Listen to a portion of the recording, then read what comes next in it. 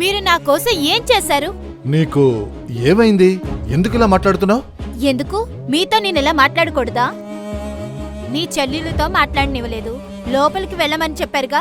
మాలతి, సంతోషంగా ఉన్న జీవితాన్ని నాశనం చేసుకోవద్దమ్మా. నేనేం చేశానక్క?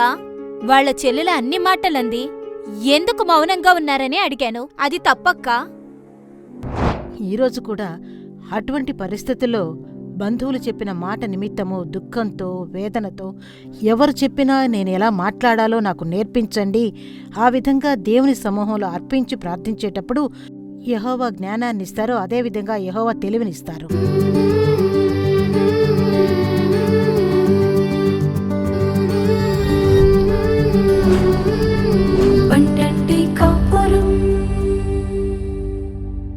ప్రియమైన 12 కాపురం ప్రేక్షకులకు యేసుక్రీస్తు ప్రియమైన నామంతో మీకు మా శుభాకాంక్షలు.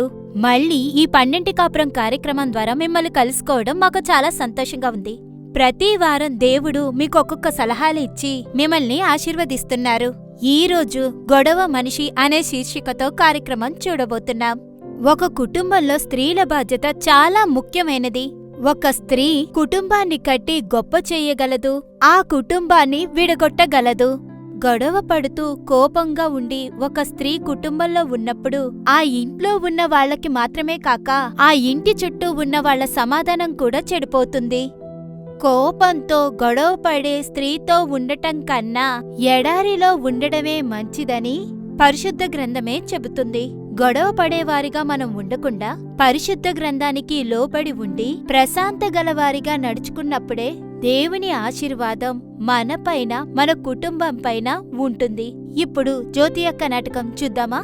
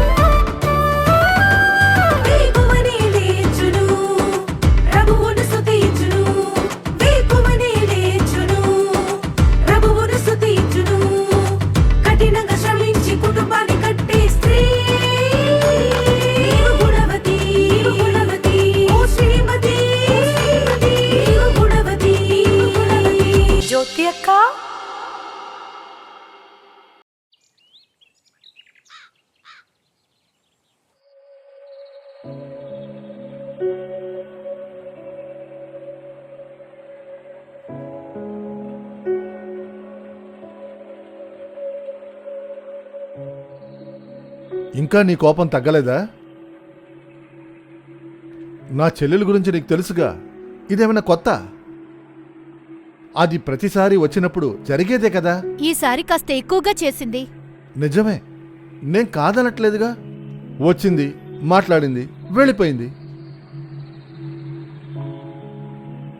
నువ్వు ముఖాన్ని ఇలా పెట్టుకుంటే అంతా సర్దుకుంటుందా ఏంటి? మాట్లాడే ఈజీయేనండి, అది అనుభవించడే కష్టం. ఆ నొప్పి నాకు మాత్రమే తెలుసు. అది నాకు ఉంది.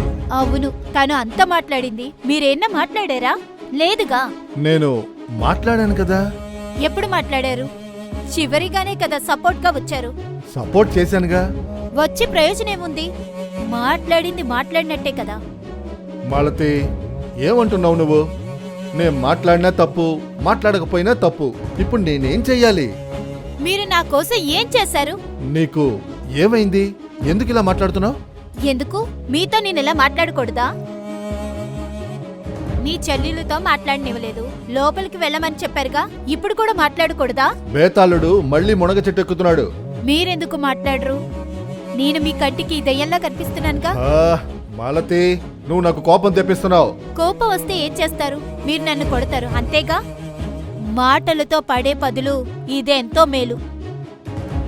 ఛే, నీతో మాట్లాడుతున్నాను చూడు.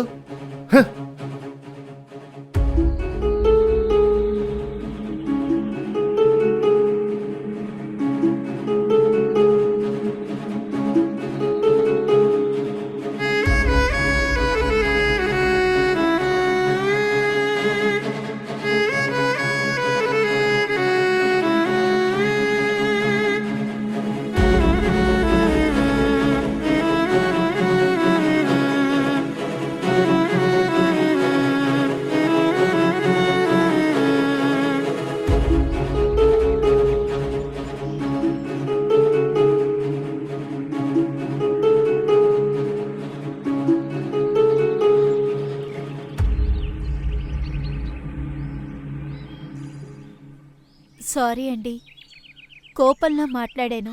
భోజనానికి రండి. అది సారీ చెప్తున్నాను కదా, భోజనానికి రండి. అదేంటి, నీకు సడన్గా కోపం వస్తుంది, వెంటనే మారిపోతావు. నీకు తగిన విధంగా నేను మారిపోవాలా? సారీ అండి, మీ చెల్లి అన్న మాటలే ఆలోచిస్తున్నానా, అదే కాస్త కోప్పడ్డాను. నీ విధంగా నేను మారలేను. నువ్వు కోప్పడినప్పుడు నేను కోప్పడాలి, నువ్వు వద్దంటే నేను వదిలేయాలా? ఏవండి నువ్వేమీ మాట్లాడక్కర్లేదు. ఏవండి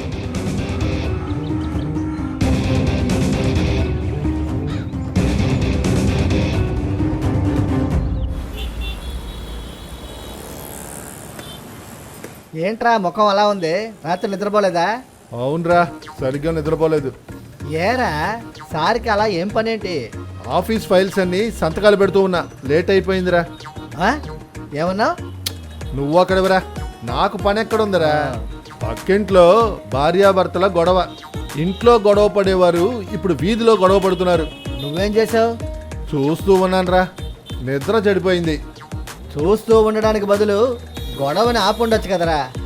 వెళ్దాం అనుకున్నానురా, ఈ లోపు పక్కింటి అక్కే వెళ్ళిందిలే. భార్యాభర్తలు గొడవ పడుతున్నారంటే అసలు ఎందుకురా పెళ్లి చేసుకోవాలి? అవునరా, నాకు అర్థం కావట్లేదు. ఒక్కొక్క ఇంట్లో జరిగే విషయాలు చూస్తుంటే చివరి వరకు పెళ్ళే వద్దనిపిస్తుందిరా. సరే సరే, టీ తాగు, టీ తాగు, టీ తాగు. నీతో మనిషి కాపురం చేయలేడే. ఏమైంది రంజిత్? రంజిత్,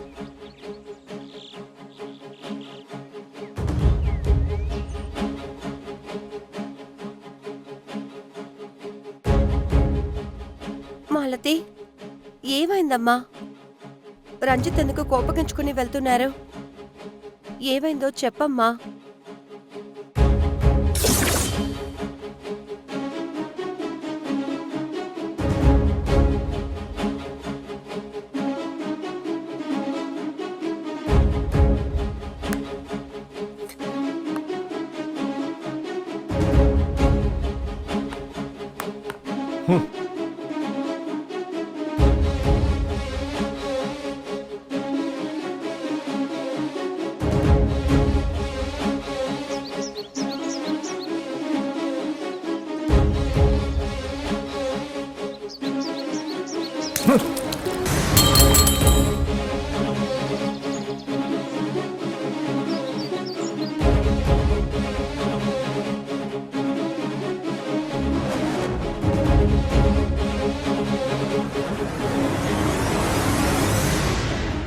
మాలతి, సంతోషంగా ఉన్న నీ కుటుంబాన్ని నాశనం చేసుకోవద్దమ్మా. నేనేం చేశానక్కా? వాళ్ళ చెల్లెల అన్ని మాటలంది, ఎందుకు మౌనంగా ఉన్నారని అడిగాను. అది తప్పక్కా? అప్పుడు కూడా ఆయన దగ్గరికి వెళ్ళి సారీ కూడా అడిగాను కదక్కా. ఇంతకు మించి నేనేం చేయనక్కా? నీకు తెలుసు కదా మాలతి, వాక్యములు చెప్తున్నాయి, కుటుంబం గొడవల మధ్య ఉండడం, అడవిలో ఉండడం రెండూ ఒకటే. నీ ఇల్లు కూడా అడవిలాగే కదా మారుతుంది. అక్కా, నా మీద మాత్రమే తప్పులేదు కదా? అవును మాలతి, నీ మీద మాత్రమే తప్పు కాదు, అది నిజమే. కానీ నీ మీద తప్పు లేకుండా లేదుగా. రంజిత్ చెల్లెలు మాట్లాడినందుకు ఖచ్చితంగా రంజిత్ మనసు బాధపడి ఉంటుంది కదా. నేను ఉంటున్నప్పుడు కూడా ఆయన వాళ్ళని గసురుకున్నారు కదా. మీరుంటేనే అరిచేవారు. మాటకి మాట సమాధానం చెప్పద్దు. ఇది తప్పమ్మా. ఇదే ఇప్పుడు నీ సమస్య. మాలతి, మనం దేవుడు పిల్లలం, గొడవ పడేలా ఉండకూడదు అనేది వాక్యములు చెప్తున్నాయి. నువ్వు నీ భర్త దగ్గర ఏది మాట్లాడాలనుకున్నా నిదానంగా మాట్లాడమ్మా. నీ మాటల్లో నిదానం, ప్రేమ, అభిమానం ఉంటే కోపంతో ఉండే మనిషి కూడా శాంతంగా మారతారు. మాటకి మాట చెప్పడం, అన్నిటికీ గొడవ పడ్డం, కోపగించుకోవడం మన మధ్య ఉండకూడదమ్మా. ఇది పిశాసుల స్వభావం. నువ్వు దేవుడి స్వభావాన్నే కదా చూపించాలి. అక్క, మీరు నాతో మాత్రమే మాట్లాడద్దు, ఆయనతో కూడా కాస్త మాట్లాడండి. ఖచ్చితంగా మాలతి, రంజిత్తో కూడా మాట్లాడతాను. నీతోనూ మాట్లాడాలి కదా. ఈ సమస్య వచ్చిన తర్వాత నువ్వు ప్రార్థన చేసావా? బైబిల్ చదివావా? అదే కారణం. ఇలాంటి సమయంలోనే దేవుడికి ఎక్కువ సమయాన్ని కేటాయించాలి. మాలతి, నువ్వు ప్రార్థనని, వాక్యములని మానేయడం వల్ల నీ స్వభావం పూర్తిగా మారిపోయింది. ప్రేమ, నిదానం కనిపించకుండా పోయింది. ముందు దాన్ని సరిచేసుకో. నేను నీ భర్తతో మాట్లాడతాను.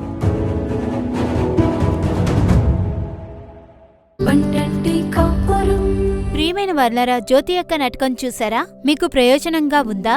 ఇప్పుడు దేవుని వాక్యం పంచుకుని మీకోసం ప్రార్థించడానికి సహోదరి చల్లారాణి అప్పాదురే గారు సిద్ధంగా ఉన్నారు. ప్రార్థనతో దేవుని వాక్యం వినండి. దేవుడు ఖచ్చితంగా మిమ్మల్ని ఆశీర్వదిస్తారు.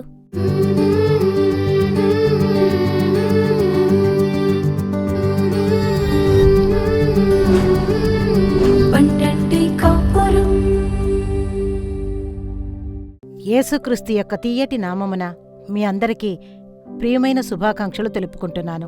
పండంటి కాపురం కార్యక్రమం ద్వారా మిమ్మల్ని కలుసుకున్నందుకు సంతోషంగా ఉంది. యెహోవాని స్తుతిస్తున్నాను, యెహోవాకి స్తోత్రం చెప్తున్నాను. ప్రియమైన వార్లారా, ఈ కార్యక్రమంలో జ్యోతి అక్క నాటకాన్ని మీరు చూశారు. కుటుంబం ద్వారా, బంధువుల ద్వారా చెప్పబడిన ఒక మాట ఆ ప్రియ సహోదరి మనసుని బాధపెట్టిన నిమిత్తము కుటుంబంలో భార్యాభర్త మధ్య వాగ్వాదాలు, గొడవలు వచ్చాయి. దీని నిమిత్తము చూడండి, పక్కన ఉన్న వాళ్ళందరికీ ఈ కుటుంబం యొక్క సాక్షి చెడిపోయే విధమైన పరిస్థితి. ఈరోజు కూడా అటువంటి ఒక పరిస్థితిలో బంధువులు చెప్పిన మాట నిమిత్తము దుఃఖంతో, వేదనతో ఇలా నన్ను చెప్పేశారే, ఆ విధంగా మనసులో వారు చెప్పిన మాటని మరువలేని విధంగా మనసులో ఒక వేదన ఉండొచ్చు, దుఃఖం ఉండొచ్చు. లేదా ఒకవేళ వీళ్ళ దగ్గర మనం ఎలాగైనా అడగాలి, మీరు మాట్లాడింది తప్పే కదా, ఏదో రకంగా వారితో మాట్లాడాలి, లేదా కుటుంబ పెద్దతోనైనా, భర్తతోనైనా దాని గురించి మనం మాట్లాడాలి అనే ఆలోచన కూడా, అటువంటి పరిస్థితుల్లో కూడా ఈ కార్యక్రమాన్ని మీరు చూస్తూ ఉండొచ్చు. మనం మనుషులమే, శరీరము బలహీనమైనది, ఆత్మ ఉత్సాహం కలదన్న వాక్యం ప్రకారం కొందరి మాటలు మన మనసుని గాయపరుస్తాయి, వాటిని మనం భరించలేము. కొన్ని సందర్భాలలో ఆ మాటలు మళ్లీ మళ్లీ మనకి గుర్తొస్తూనే ఉంటాయి. దీని నిమిత్తము మనకు తెలియకుండానే మనం కోప్పడే పరిస్థితి ఏర్పడుతుంది. దీని నిమిత్తము వాగ్వాదాలు, గొడవలు వస్తూ ఉంటాయి. కాని ఒకటి దేవుని వాక్యం చెబుతుంది, తీతుకు 3వ అధ్యాయము 9వ వచనం చెబుతుంది, కలహములను, ధర్మశాస్త్రమును గూర్చిన వివాదములను నిష్ప్రయోజనము, వ్యర్థమై ఉన్నవి. దేవుని వాక్యం చక్కగా చెప్తుంది. అయితే ఇటువంటి పరిస్థితుల్లో దేవుని సమూహంలో వేచి ఉండి దేవుని సలహా అడిగి, దేవుడా, ఇటువంటి పరిస్థితుల్లో నేను ఏం చెయ్యాలి, ఈ కార్యంలో నాకు దేవుడా ఆత్మ యొక్క ఫలమును నింపండి అని దేవుని వాక్యం చెబుతుంది. గలతీయులకు 5వ అధ్యాయంలో మనం చూసామంటే 20-21 వాక్యాలు చెప్తున్నాయి. శారీరక క్రియలు, కోపము, గొడవలు, వైరాగ్యము, చిరాకు, ఇవన్నీ శారీరక క్రియలు. దాన్ని మీరు ఇంకా పైన చదవండి. ఆత్మ ఫలములు ప్రేమ, సంతోషము, సమాధానము, దీర్ఘశాంతము, ఓర్పు, ఇవన్నీ కూడా చెప్పబడి ఉన్నాయి. అయితే దేవుని బిడ్డలగు మనము దేవుని వాక్యం ప్రకారము శారీరక క్రియలకు చోటు ఇవ్వకుండా ఆత్మ ఫలాలతో నింపబడే విధంగా మనల్ని లోబర్చుకొని ఖచ్చితంగా ప్రార్థన చెయ్యాలి. ఎందుకంటే ప్రపంచంలో ఇటువంటి పరిస్థితుల్లో అందరి కుటుంబాలు వస్తూనే ఉంటాయి. అందువల్ల ఈ కార్యక్రమాన్ని చూసిన ఒక మంచి సహోదరి, దేవుని వద్ద దేవుడా నాకు దీర్ఘశాంతాన్ని ఇవ్వండి, ఓర్పునివ్వండి, ఎవరు ఏం చెప్పినా నేను ఎలా మాట్లాడాలో నాకు నేర్పించండి, ఆ జ్ఞానము నాకు కావాలి, ఆ తెలివి నాకు కావాలి. ఆ విధంగా దేవుని సమూహంలో అర్పించుకుని ప్రార్థించినప్పుడు యెహోవా ఆత్మ జ్ఞానాన్ని, తెలివిని ఇస్తారు. చూడండి, లేఖనంలో కూడా మనం చూడొచ్చు. 1 రాజులు 3వ అధ్యాయంలో ఒక సంఘటన చెప్పబడి ఉంది. అక్కడ 2 స్త్రీలు సొలొమోను రాజు దగ్గరికి వెళ్తున్నారు. అప్పుడు ఒక సహోదరి చెప్తుంది, నాకు మగబిడ్డ ఉన్నాడు, నాతో ఉన్న ఈ సహోదరికి మగబిడ్డ ఉన్నాడు, మేమిద్దరం ఒక ఇంట్లోనే నివసిస్తున్నాం, ఆ ఇంట్లోకి ఇంకెవరూ రాలేదు. అయినా రాత్రిపూట ఆ సహోదరి పడుకొని ఉన్నప్పుడు బిడ్డ మీద పడిపోయినందువల్ల ఆ బిడ్డ చనిపోయింది. నా బిడ్డ ప్రాణాలతో ఉంది. నా బిడ్డను ఆమె పడకలో ఆమె పక్కనే పడుకోబెట్టుకొనుంది. ఆమె చచ్చిపోయిన బిడ్డని నా పడకలో పడుకోబెట్టింది. నేను ఉదయాన్నే లేచి చూసినప్పుడు ఈ చచ్చిపోయిన బిడ్డ నా బిడ్డ కాదు, దాని గుర్తులు వేరు. బ్రతికున్న బిడ్డ గుర్తులు చూసిన వెంటనే అదే నా బిడ్డ. ఆ విధంగా సొలొమోను రాజు వద్ద చెప్పారు. అయితే ఇంకొక సహోదరి ఏం చెప్తున్నారు, లేదు, ప్రాణాలతో ఉన్న ఈ బిడ్డే నా బిడ్డ, ఈ సహోదరి ఏం చెప్తుంది, లేదు ప్రాణాలతో ఉన్న ఈ బిడ్డే నా బిడ్డ. ఇద్దరు సహోదరులు వాదులాడుకున్నారు. దేవుని వాక్యం చక్కగా చెప్పబడి ఉంది. ఆ ప్రాణాలతో ఉన్న బిడ్డ నా బిడ్డ అని ఇద్దరు సహోదరులు చూడండి వాదులాడుకుంటున్నారు, గొడవ పడుతున్నారు. ఎవరు ముందు? సొలొమోను రాజుకి ముందు. అయితే ఈ సొలొమోను రాజు దేవుని వద్ద అడిగిన కార్యము, దేవుడా, ఈ దేశములో ఉన్న ప్రజలను విచారణ జరుపుటకు నాకు జ్ఞానాన్ని ఇవ్వండి దేవుడా అని దేవుని వద్ద అడిగారు. యెహోవాని చూడండి, దేశ ప్రజలను జ్ఞానముతో విచారణ జరిపేటువంటి జ్ఞానాన్ని అతను అడిగినందువల్ల ఆ జ్ఞానాన్ని ఇస్తున్నారు. ఏ విధంగా దేశాన్ని పాలించాలో అటువంటి విశేషమైన ఒక తెలివిని జ్ఞానాన్ని ఇచ్చి ఆశీర్వదించారు. అలా దేవుని సమూహంలో జ్ఞానాన్ని పొందిన నిమిత్తము చూడండి, ఇద్దరు సహోదరులు వాగ్వాదాన్ని చూడండి, వాదాడుకుంటున్నారు, గొడవ పడుతూ ఉన్నారు. ఇది చూసిన వెంటనే ఆ సొలొమోను రాజు ఖడ్గాన్ని తీసుకొని రమ్మంటున్నాడు. ఖడ్గాన్ని తీసుకొచ్చిన వెంటనే ఆ బిడ్డని నరికి 2 ముక్కలు చేయమని చెప్పాడు. వెంటనే చూడండి, ఆ ఖడ్గాన్ని తీసి రాజు ఆ మాట చెప్పిన వెంటనే ఒక సహోదరి, లేదు లేదు, ఆ బిడ్డని చంపకండి, పర్వాలేదు, ప్రాణాలతో దాన్ని ఆమెను పెంచుకొనివ్వండి. తర్వాత సహోదరి ఏం చెప్తుంది, లేదు, ఆ బిడ్డని 2గా నరికేయండి అంటుంది. అప్పుడు రాజుకు అర్థమైంది, కన్న తల్లి యొక్క ఆ మనసు ఆ బిడ్డని ఆ తల్లి కళ్ల ముందు నరికితే ఆమె మనసు భరించలేదు. అవును కదా, ఎంత వేదన పడుతుంది. ఆ వేదన, ఆ కత్తిని ఎత్తి నరకాలి అన్నప్పుడు నిజమైన తల్లి మనసు వేదన పడింది చూసి రాజు ఆ ప్రాణాలతో ఉన్న బిడ్డని ఆమె చేతికి అప్పచెప్పే విధంగా ఆ కార్యాన్ని జ్ఞానముతో చేసి ముగించాడు. గొడవపడ్డారు, వాగ్వాదం చేశారు. ఆ పరిస్థితుల్లో సమాధానముతో ఆ పనిని చేయి విధంగా సొలొమోను రాజు జ్ఞానముగా వ్యవహరించాడు. ఈ రోజుకి ప్రేమైన వారలారా, నిజంగానే చెప్తున్నాను, కుటుంబంలో ఒక సమాధానము, కుటుంబ పరిస్థితుల్లో మనం అన్నిటినీ అర్థం చేసుకొని పనిచేయాలి అంటే మన వల్ల కాదు.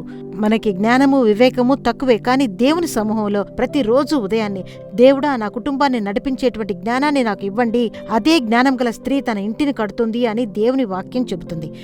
అయితే మనం గొడవ పడేటప్పుడు సహోదరిగా ఉండకుండా, వాగ్వాదం చేసే సహోదరిగా ఉండకుండా, ఈ కార్యంలో దేవుడా, ఇటువంటి పరిస్థితుల్లో నాకు మీకంటే ఇంక ఎవరూ లేరు దేవుడా, నాకు జ్ఞానము కావాలి, ఇందులో నాకు కోపం రాకూడదు, ద్వేషం రాకూడదు, అటువంటి శారీరక క్రియలను దయచేసి నాలో రాకుండా మనం పనిచేయగలిగిన ఒక బలాన్ని యెహోవా సమూహంలోనే పొందగలము.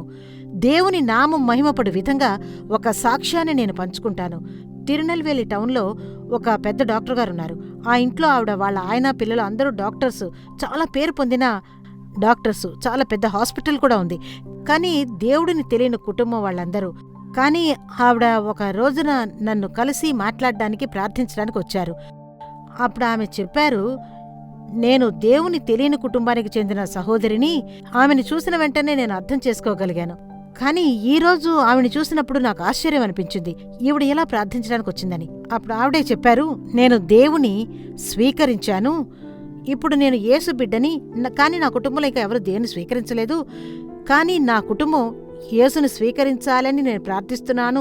అలా అని చెప్పి నా చివరి కూతురు వివాహ కార్యం కొరకు ప్రార్థించాలి, అందుకు ప్రార్థించడానికి నేను వచ్చాను అని చెప్పారు. అప్పుడు ముందుగా నేను ఆ డాక్టర్ గారిని అడిగాను, ఎలా మీరు యేసుని స్వీకరించారు? ఆవిడ చెప్పిన కార్యం ఏంటో తెలుసా? ఆమె చెప్పిన వెంటనే చాలా సంతోషం అనిపించింది, ఆశ్చర్యం అనిపించింది. అప్పుడు ఆమె చెప్పారు, పూర్వీకుల నుండి ఎన్నో తరతరాలుగా మేము దేవుని తెలియని కుటుంబము. మా ఇంటి పక్కనే ఇంకొక కుటుంబం ఉంది, వాళ్ళిద్దరూ టీచర్లు, వాళ్ళింట్లోనూ 3 పిల్లలున్నారు. అత్తగారు, మామగారు అందరూ కలిసి ఉమ్మడిగా ఉంటున్నారు. వాళ్ళింట్లో చూడండి, ఎప్పుడు చూసినా నవ్వుతూ ఉన్న శబ్దం వినిపిస్తుంది, గలగలమని మాట్లాడుకునే శబ్దం వినిపిస్తుంది. ఆ ప్రియ సహోదరుడు, సహోదరి సంతోషంగా కలిసి ఒకటిగా స్కూల్కు వెళ్తారు, తిరిగి వచ్చేటప్పుడు సంతోషంగా వస్తారు. వాళ్ళింట్లో ఒక్కరోజు కూడా ఒకరితో ఒకరు వాగ్వాదం చేసుకోవడము, గొడవ పడ్డము, కోప్పడే శబ్దాన్ని నేను వినలేదు. అయితే ఒక రోజున వైద్యం కోసం నా దగ్గరకు వచ్చారు. అప్పుడు నేను అడిగాను, మీ ఇంట్లో ఎప్పుడు చూసినా నవ్వుతూ ఉన్న శబ్దము, మీరు సంతోషంగానే ఉంటున్నారే, నేనది చూస్తున్నప్పుడు ఆ శబ్దము మా ఇంటికి బాగా వినిపిస్తుంది. మీరు ఒకరితో ఒకరు గలగలమని నవ్వుకుంటూ మాట్లాడడం చూస్తూ ఉంటే నాకు ఆశ్చర్యంగా ఉంటుంది. నేను ఎలా అని అడిగాను ఆ సహోదరితో అని డాక్టర్ గారు చెప్తున్నారు. ఆ వైద్యానికి వచ్చిన పక్కింటి సహోదరిని చూసి అడిగాను.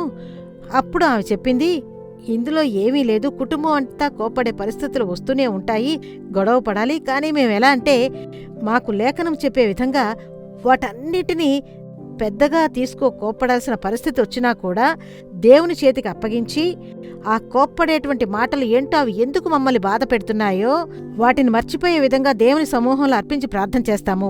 ఇది ఒట్టి వ్యర్థము అని చెప్పి దేవునికి అప్పచెప్పి మేము విదిలించుకొని వెళ్ళిపోతాం. దేవుని వాక్యం ప్రకారము, లేఖన వాక్యం ప్రకారము దీర్ఘశాంతంతో ఉండాలి, దేవుని ప్రేమతో ఉండాలి, కుటుంబంలో సమాధానం ఉండాలి, ఒకరితో ఒకరు సర్దుకొని వెళ్ళిపోయే అనుభవం కావాలి, వినయంగా నడుచుకోవాలి. ఆ విధంగా సహోదరి ఈవిడికి అన్నీ చెప్పారు. ఇది వినను చూడండి, ఈ సహోదరి డాక్టర్ గారికి చాలా ఆశ్చర్యం. అప్పుడు ఆమెను చూసి చెప్పారంట, ఆ దేవుడే నాకు కావాలి, మేము ఇంత సంపాదిస్తున్నాం, మా ఇంట్లో అందరం డాక్టర్స్వే, ఇన్ని లక్షల కొద్దీ ప్రతిరోజు సంపాదిస్తున్నాం, కానీ కుటుంబంలో చూడండి ఏదో ఒక సమస్య ఉంటుంది. ఉదయాన్నే లేచినప్పటి నుంచి రాత్రి పడుకునే వరకు ఈ ఆసుపత్రి పనులన్నీ చూసుకొని ఇంటికి వెళితే ఏదో ఒక సమస్య. ఎవరెవరిని ఓదార్చాలి? దీనివల్ల చూడండి సమాధానం ఉండదు, ప్రశాంతత ఉండదు. పని అయిపోయిన తర్వాత హాస్పిటల్లో వైద్య వృత్తిని ముగించుకొని ఇంటికి వెళితే కుటుంబంతో సంతోషంగా ఉందాం అనుకుంటే ఒక్కరికి మించి ఒకరు ఏదో ఒకటి చెబుతూనే ఉంటారు. వాటిని భరించలేము, పెద్ద వేదన కలుగుతుంది. కానీ మీరు చెప్పింది చూసిన వెంటనే నాకు ఆ వాక్యం ప్రకారం నాకు, నా కుటుంబానికి ఆ దేవుడు కావాలని ఆశ ఏర్పడుతుంది. ఆ సహోదరికి చెప్పారంట, అందువల్ల ఆ దేవుడే నాకు కావాలి, ఆ దేవుడిని నేను ఇంకా నమ్ముతాను అన్నప్పుడు ఆ మంచి సహోదరి దేవుడి గురించి అన్నీ చెప్పారంట. వెంటనే మళ్ళీ ఆవిడ ఆ డాక్టర్ గారింటికొచ్చి ఒక లేఖన పుస్తకాన్ని ఇచ్చారట. ఆ లేఖనాన్ని చదవడం ప్రారంభించారంట. ఆ మంచి పక్కింటి క్రైస్తవ సహోదరి చెప్పారట, కీర్తనలు చదవండి, సామెతలు చదవండి. ఆ విధంగా చెప్పిన తర్వాతే ఈ డాక్టర్గా దాన్ని చదవను యెహోవా వాక్యము నాతో మాట్లాడడం ప్రారంభమైంది. అందువల్ల నేను ఇప్పుడు చూడండి దీర్ఘశాంతంతో ఎవరు ఏం చెప్పినా సరే నేను ఎక్కువగా ఎవరికీ సపోర్ట్ చేయను. యేసు నా కుటుంబము మీ కుటుంబంగా మారాలి. నేనేం చెయ్యాలి? ఆ ఒక్క మాట ఎక్కువ ప్రార్థించడం తెలీదు. ఒక్క మాట చెప్పే ప్రార్థన చేశాను. నేను ఆ విధంగా ప్రశాంతంగా దీర్ఘశాంతంతో ఉన్న వెంటనే చూడండి నన్ను చూసిన నా భర్త, ఎలా నువ్వు ఇలా ప్రశాంతంగా ఉండగలుగుతున్నావని అడిగారు. ఆ రహస్యాన్ని చెప్పాను. లేఖన వచనాన్ని చదవడం ప్రారంభించాను, ఆ దేవుని వద్ద ప్రార్థన చేశాను అని చెప్పాను.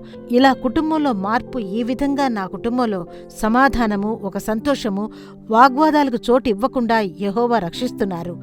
ఈ విధంగా నేను యేసుక్రీస్తును స్వీకరించాను అని చెప్పారు. ఆ డాక్టర్ చెప్పిన విషయం ఏంటో తెలుసా? పక్కింట్లో ఉన్న క్రైస్తవ కుటుంబం వారి యొక్క ప్రతిరోజు దినచర్యలను చూసి, వారు సాక్ష్యంగల జీవితాన్ని చూసి, నేను ఆ యేసును స్వీకరించాను, లేఖనాన్ని ఇష్టపడి చదవడం ప్రారంభించాను, ఆ విధంగా చెప్పారు. ఈ రోజుకి ప్రియమైన వాళ్ళారా, ఈ రోజున మన కుటుంబం ఒక సాక్షిగల కుటుంబంగా ఉండాలి అంటే, మన కుటుంబంలో దేవుని సమాధానం, సంతోషం కనిపించాలి అంటే, మనల్ని చూసి ఇతరులు యేసుని స్వీకరించాలి అంటే, వాగ్వాదాలకు కానీ, కోపానికి గాని, చిరాకుకు గాని, గొడవలకు కానీ చోటు ఇవ్వకుండా యెహోవా రూపం మన ద్వారా వెళ్లడవ్వాలి. యెహోవాకి సాక్షిగా నిలబడదాం. ఒక బుద్ధిగల స్త్రీగా, కుటుంబాన్ని కట్టిలేపేటువంటి స్త్రీగా కనబడదాం. ఆ విధంగా ఉన్నప్పుడు యెహోవా ఈ కార్యక్రమాన్ని చూస్తూ ఉన్న మిమ్మల్ని, మీ కుటుంబాన్ని దేవుడు ఆశీర్వదిస్తారు. సాక్ష్యంగల కుటుంబంగా యెహోవా నిలబెడతారు. అటువంటి ఆశీర్వాదాన్ని యెహోవా ఇచ్చే విధంగా ఇప్పుడు మనం ప్రార్థన చేద్దామా? ప్రార్థన చేద్దాం. స్తోత్రం చెప్తున్నాం రాజా, మేము కృతజ్ఞతతో మీకు స్తోత్రం చెబుతున్నాము. స్తోత్రం స్తోత్రం. ఈ రోజున కూడా దేవుడా యెహోవా, ఈ రోజున మీరు వీరితో మాట్లాడిన మాటల కొరకు కృతజ్ఞతతో మీకు స్తోత్రం చెప్తున్నాం. మీ వాక్యాన్ని విని ఈ సమయంలో తండ్రి, ఎవరెవరు తండ్రి ఆత్మ ఫలంతో నింపండి దేవుడా. నాలో దీర్ఘశాంతం కావాలి, ఓర్పు కావాలి, దేవుని ప్రేమతో నింపండి దేవుడా. ఆ విధంగా ఎవరెవరు ప్రార్థన చేస్తున్నారో యెహోవా మీరు ఆత్మ ఫలంతో నింపండి దేవుడా. ఇక ఎటువంటి పరిస్థితుల్లోనూ వారిని శారీరక క్రియలు అధిగమించకుండా, కోపము, చిరాకు, అనవసరమైన వాగ్వాదాలకు చోటు ఇవ్వకుండా, గొడవలకి చోటు ఇవ్వకుండా, యెహోవా ఆత్మీయ అయిన వారు ఈ సమయంలో ఈ వాక్యాన్ని విని అర్పించుకునే ప్రతి ఒక్కరిని యెహోవా ఆత్మీయ అయిన వారు మీరు బాధ్యత తీసుకోవాలని ప్రార్థన చేస్తున్నామయ్యా. కుటుంబాన్ని ఎలా నడిపించాలో యెహోవా మీరే నేర్పించండి. ఎవరు ఏం చెప్పినా ఆ పరిస్థితిలో ఎటువంటి భయము రానివ్వకుండా దేవుడా మీ పాదాల వద్ద మమ్మల్ని లోబరుచుకునే ప్రార్థించే ప్రార్థన ఆత్మను ఇవ్వండి దేవుడా. మీ వాక్యాన్ని చదివి దాని ప్రకారం నడుచుకునేటువంటి కృపను ఇవ్వండి నింపండి దేవుడా. ప్రేమ నిండిన తెలివి, ప్రేమ నిండిన బుద్ధి, ఆత్మ అయిన వారు ఈ సమయంలో దేవుడా నాతో పాటు ప్రార్థించేటువంటి ప్రతి ఒక్కరిని మీ చేతికి అప్పగించి ప్రార్థన చేస్తున్నాను. ప్రతి ఒక్కరిని అభిషేకించండి దేవుడా, మీరే నడిపించండి దేవుడా. దేవుడా, ఇకపై నాతో పాటు కలిసి ప్రార్థన చేసేటువంటి ప్రతి కుటుంబం ద్వారా యెహోవా నామము మహిమపడాలి అయ్యా. దేవుడా, మీ సాక్ష్యం గల కుటుంబంగా ప్రతి కుటుంబాన్ని నిలిపే విధంగా మీ శక్తిగల నామం ద్వారా ప్రార్థన చేస్తున్నాం రాజా. ఇప్పుడు కూడా తండ్రి, ఎవరెవరి యొక్క మనసు బంధువుల వలన, కుటుంబంలోని వ్యక్తుల వలన బాధపడుతూ ఉన్నదో ఆ మనసుని మీరే ఆర్చి ఓదార్చాలి రాజా. దేవుడా, మీ చేతికి పూర్తిగా అప్పగించి ప్రార్థన చేస్తున్నాము. గాయాలను మాపే దేవుని శక్తి దేవుడా, ఇటువంటి వేదన పరిచే మాటను చెప్పేశారే, వేదనతో ఉన్న ప్రతి ఒక్క సహోదరుని మీరు బలపరచండి, మీరు ధైర్యపరచండి, మీరు ఓదార్చండి రాజా. ఆ విధంగా బాధ్యత తీసుకున్న యెహోవాకు కృతజ్ఞత, మీకు స్తోత్రం చెప్తున్నాము. ఈ క్షణం నుండి దేవుని సమాధానము, యెహోవా సంతోషము దేవుడా ప్రతి కుటుంబంలోనూ వచ్చే విధంగా యేసు నామమున ప్రార్థన చేస్తున్నాము. యెహోవా ప్రార్థన విన్నందుకు కృతజ్ఞత. మీ నామమును ఈ విధంగా మహిమపరుస్తుంటాము. యేసు ద్వారా ప్రార్థన విను మంచి తండ్రి. ఆమేన్. యెహోవా నిజంగానే మన యొక్క ప్రార్థనలు విన్నారు. ఇక రాబో దినములలో మీ కుటుంబాల ద్వారా యెహోవా నామం మహిమపడెను. ఆమేన్. ప్రియమైన వారులారా, ఈ రోజు కార్యక్రమం మీకు ఆశీర్వాదంగా ఉందని మేము నమ్ముతున్నాము. మీరు పొందిన మేళ్లను మాకు తెలియజేయడం మర్చిపోకండి. మీ ప్రార్థన అవసరాలు ఉత్తరం ద్వారా, ఈమెయిల్ ద్వారా మాకు తెలియజేయండి. మీకోసం ప్రార్థించడానికి, సలహా ఇవ్వటానికి సహోదరు మోహన్ సి లాస్రస్ గారు, దేవుని పరిచారకులు సిద్ధంగా ఉన్నారు. రేపు శనివారం ఇంకా ఆదివారం టెలికాస్ట్ అయ్యే ప్రార్థిద్దాం రండి కార్యక్రమం కుటుంబంతో చూడడం మర్చిపోకండి. మళ్ళీ వచ్చే వారం ఇదే కార్యక్రమంలో కలుసుకుందాం. అంతవరకు దేవుని కృప మీపై ఉండుగాక. మరిన్ని వివరములు, ప్రార్థన అవసరతల కోసం సంప్రదించండి. యేసు విడిపించుచున్నాడు పరిచర్యలు, 4 మావడి, తూతుక్కుడి జిల్లా 628211. మా ఫోన్ నంబర్లు 9487734603, 8106072222, info@jesusredeems.org. దేవుడు మిమ్మును దీవించునుగాక.